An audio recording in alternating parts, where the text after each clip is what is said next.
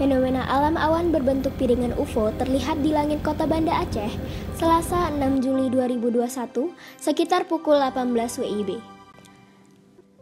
Dalam beberapa hari terakhir, kota Banda Aceh dilanda hujan dan angin kencang.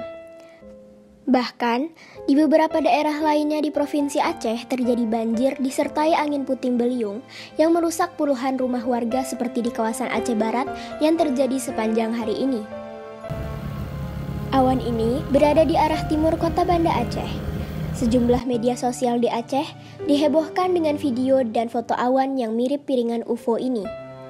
Berdasarkan data dari BMKG, awan ini dinamakan jenis awan lentikular atau awan UFO atau disebut juga awan kaping.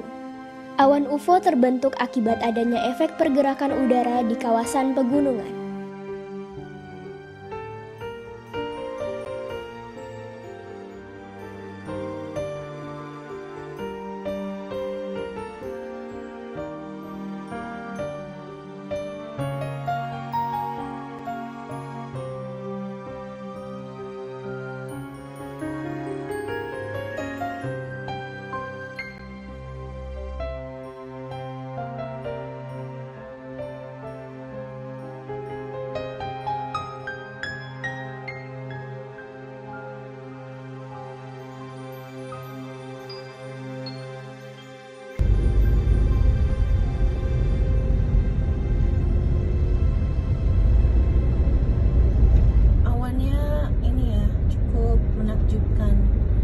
Something like a plate, piring mangkok gitu.